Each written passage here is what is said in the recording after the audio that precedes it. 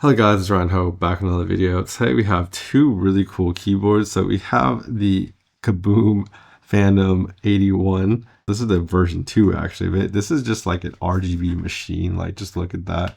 You can literally see all the colors, but it also has kind of LEDs on the side, and the back is also transparent so you can see all the colors through the back. I think this is just like aesthetically beautiful keyboard. It uses a clear acrylic to achieve this, and it just has this like reflection type of look to it that I feel like no other keyboard I've ever seen matches it. And I feel like if you're looking for just straight aesthetics, this thing is easily one of the best ones I've ever seen. I really just like the way all the light kind of reflects and shines on it.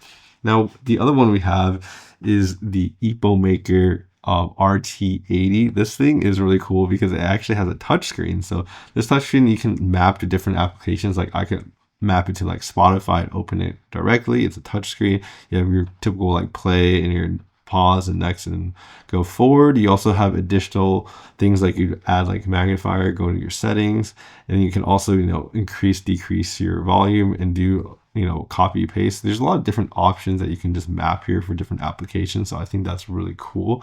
I feel like it's a very useful tool that you haven't really seen in any other keyboard. But then it also comes with this little screen. So I have my little Kirby that's kind of sleeping right there. It's really cute, but I feel like it's just another example of like, wow, this keyboard is different. You can actually customize whatever icon. You can do a GIF like this, or you can just have like a picture. And honestly, it's just a really cool idea. They actually have an application where you can just download other ones that other people have made, which is really nice. But yeah, this is just a very unique little thing. And the screen is actually removable, so you don't actually have to keep it on. You can just pull it off. And then you have a little slot where you can put it back and close up like this. And now it's kind of sealed and you don't have to worry about it.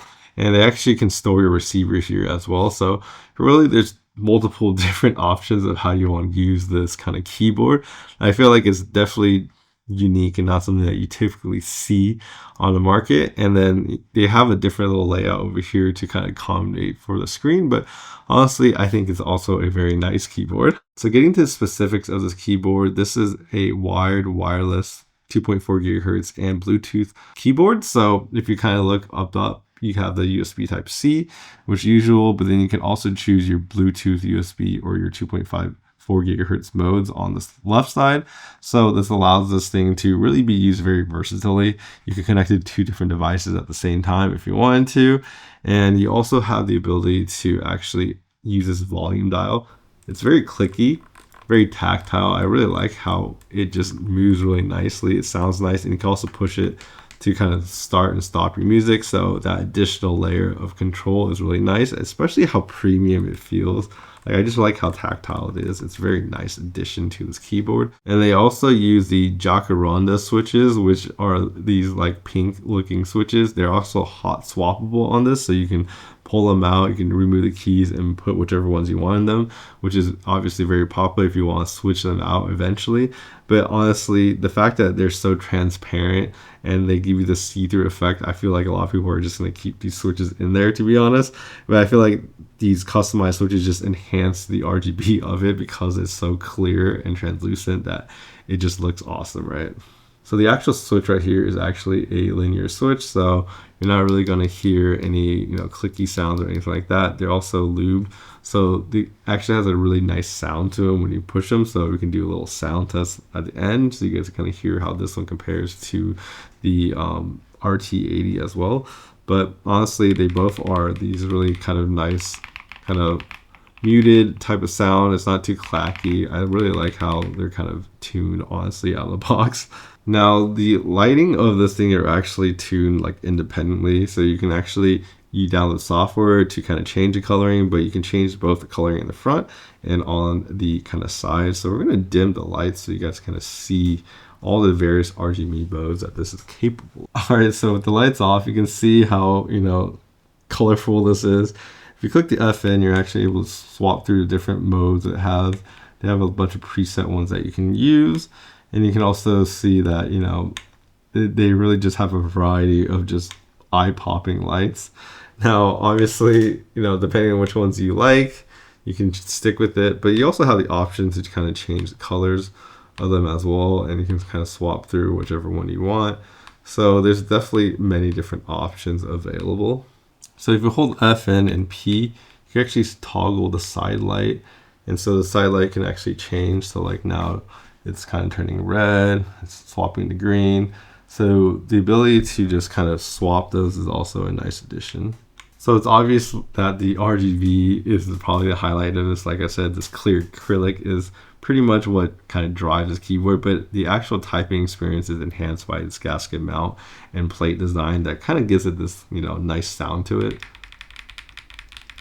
And so, yeah, I think it's probably my favorite one of these two, to be honest. That's what I want to talk about first. So moving on to the RT80 by Epomaker. This one also is a very similarly cool, very like similarly feature packed kind of keyboard, but this is priced at like $95, while this one is closer to $160. Now, the feature that this has is it also has tri modes as well, so you can kind of use it using USB-C, Bluetooth, as well as 2.4. So you can see the USB type C over here up top, and the ability to use a dongle to get the kind of 1K polling using wireless, which is really nice. And it has a built-in battery. I think the battery in this one's actually bigger. I think it's like 5,000 versus this one 4,000, but it's not a big difference. You have obviously the ability to connect to like your Windows devices and have different applications that you could run, and touchscreen. They have an application that you could download to kind of customize all of this as well, which I can show you. And both of these use are pretty similar looking application, honestly. So they're similar in that case. And the actual keyboard and typing experience is pretty much very similar. This is a gasket mounted system as well. It has this nice kind of cushion type of sound that's not too clacky or clicky at all. So I feel like it's a very nice type of sound. It honestly sounds better than anything I have before, because I've basically been using my SteelSeries keyboard for the longest time. It's mainly because it has rapid trigger and it's wireless, but this one definitely kind of sounds a lot better in the keystrokes. This keyboard also has double shot keycaps as well, so the keycaps should last quite a while. They also use linear switches as well, so we have these kind of little linear switches. They all have their own different type of switches, honestly, but for me, they are like pre-lubed, so they're kind of nice and comfortable. They have a really nice to listen to them. These are all hot swappable as well, so you can kind of take out the different keys if you want. They're compatible with a 3 and 5 pin, so yeah, they're pretty nice. And honestly, for featured and traits, they're both very similar in that sense for the base features, but this one is pretty much more looks and RGB oriented. This one has a more screen. That's why I kind of, honestly, we're interested in these two, to be honest, because they are very unique, different than just normal boring keyboards. And they also have the versatility of not only wired, but also wireless. So I feel like that also pushes them above. So now we can do a sound test of what they sound like.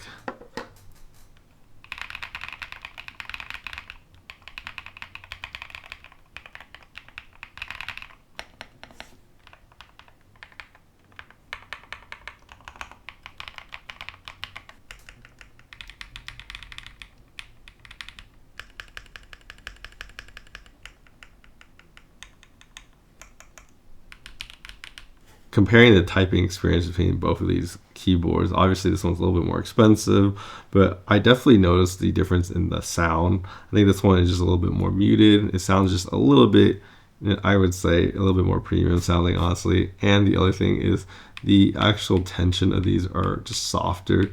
They kind of have a little bit better of an impact with these switches. All these ones kind of hit and bottom out a little bit faster. I feel like this one has much better when you bottom out. It just doesn't sound as, I guess, clicky or clackety in comparison to each other. But honestly, sound is a preference, depending on what you guys like. But for me, I would say these ones just have this nice kind of easy tension feel. So honestly, these two keyboards are honestly really wonderful. They're very unique keyboards. The RGB, the screens, like I haven't really seen anything like this. I think they're very special. I really like them. If you guys are interested in these, I will leave links to Epomaker below where you guys can purchase this. I think they're also running like a discount right now, so I'll leave the discount code down below if you guys are interested. But yeah, I hope you guys enjoy this video. Definitely check out my other content for like other kind of, I guess, accessory reviews, mouse, keyboards, headphones, and stuff like that. Anyways, I'll see you guys in the next video.